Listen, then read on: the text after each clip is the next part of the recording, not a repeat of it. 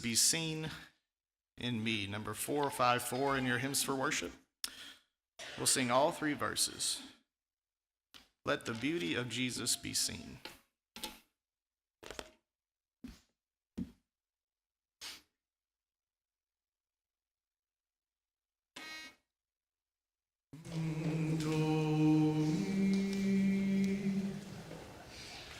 Let the beauty of Jesus be seen in me, all his wonderful passion and purity. May his spirit divine all my being refine. Let the beauty of Jesus be seen.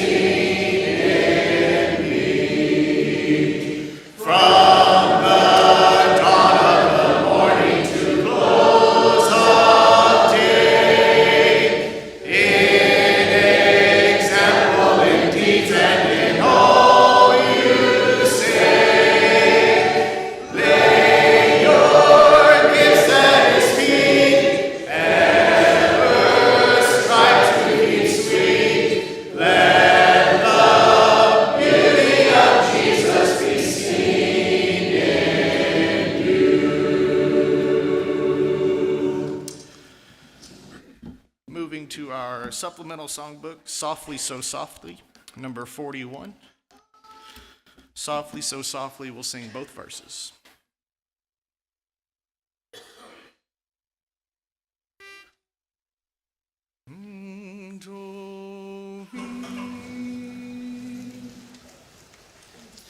Softly, so softly, you come in the silence and gather each prayer in your hand.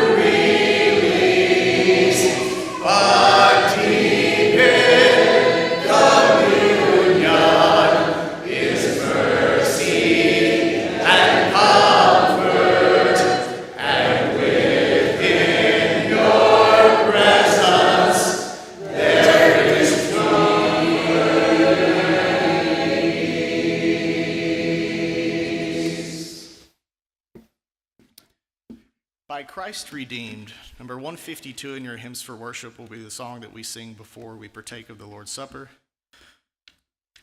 Following the singing of the song, Brother Merrick will come forward and present what he's prepared so that we can focus our minds, and then we will partake. By Christ redeemed, we'll sing the first, second, and third verse.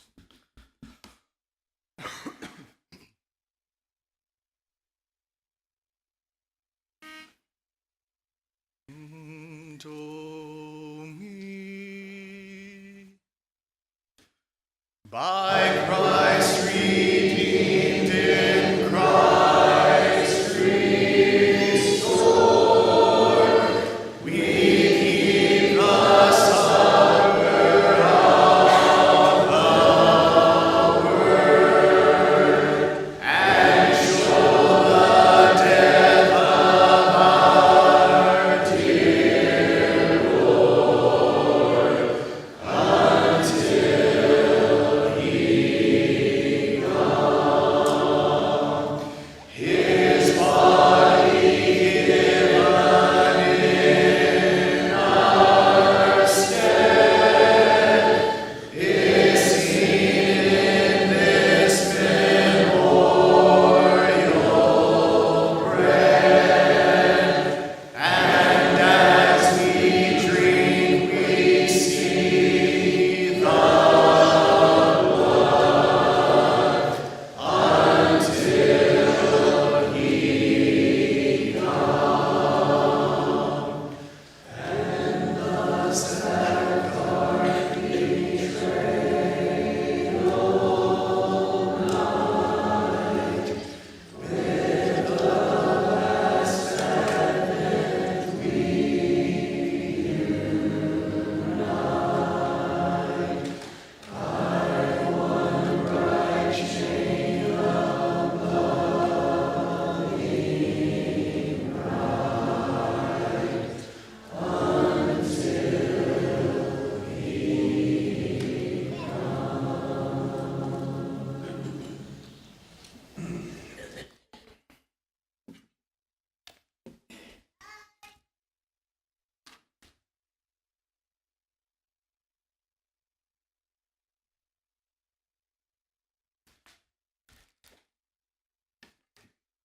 If you're visiting with us and forgot to get your emblems, you can raise your hand and the men in the back will get you. Many times when we get to this point in our service, of course, we know that we need to remember, we reflect on what Christ has done and throughout his life, what he has done for us. Many times we look at the physical, we look at the mental. This morning I want to look at a little bit differently, and I want to look at his speech and what he went through and how he talked in the highest and the utmost point of his persecution. In our modern society, we know that we see people that continue to, they always have something to say, maybe a rebuttal, maybe a defense, or maybe just a comment to stir up. We typically face this temptation when we are going through distress, when we are going through persecution, when we might feel that we have unfair judgment. So what I want to do is first start out in the prophecy of Jesus in Isaiah 53. So if you will go ahead and turn there. Isaiah chapter 53. Then we'll go to the record of Jesus and then finally the application. Isaiah chapter 53, we'll just read one verse there. Isaiah chapter 53 and verse 7.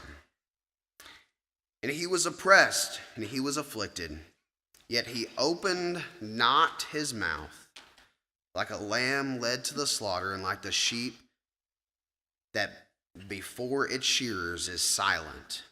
So he opened not his mouth. If you'll now turn over to Matthew chapter 27. We know that Matthew, this is a record of Jesus. In Matthew 27, he is delivered to Pilate. And staying in the context, Jesus is sitting before Pilate. And in verse 11 of chapter 27 of Matthew, it says, "Now Jesus stood before the governor, and the governor asked him, 'Are you the king of the Jews?' And Jesus said, 'You have said so.' But when he was accused by the chief of priests and the elders, he gave no answer. Then Pilate said to him, 'Do you not hear how many things they have testified against you?' But he gave no answer, not even a single charge, so that the governor was greatly amazed." And then finally, we know that that's the record. And then finally, in 1 Peter chapter 2. 1 Peter is trying to make sense of everything, and he's trying to apply this to various Christians. In 1 Peter chapter 2, verses 21 through 25. In a topic of submission and authority and trying to convey that to young Christians. In verse 21, "For to this you have been called, because Christ also suffered for you, leaving you an example so that you might follow in his steps. He committed no sin, neither was deceit found in his mouth. When he was reviled, he did not revile in return. When he suffered, he did not threaten, but continued entrusting in himself to him who judges justly. He himself bore our sins in his body on a tree, that we might die to sin and live in righteousness. By his wounds you have been healed, for you were straying like sheep, but have now returned to the shepherd and overseer of our souls." Growing up, I always thought, why was Jesus so silent? We know that he could have done literally anything. He could have convinced them with his words immediately. He could have done a miracle. He could have called angels. But yet he was silent because he knew was his purpose. He was going to live out his purpose to die for you and to die for me. Let us remember Christ was so humble, so calm in these instances, so submissive, and so intentional and loyal to the Father. Let us reflect on how we can be like Christ in these ways.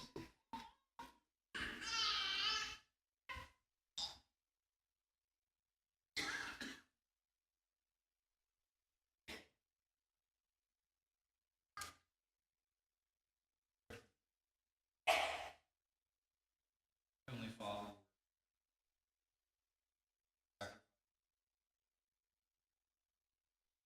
love and mercy that you give us.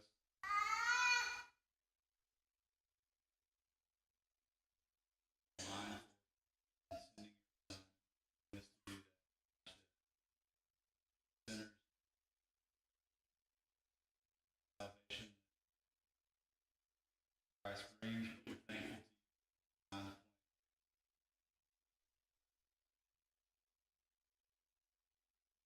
Christ.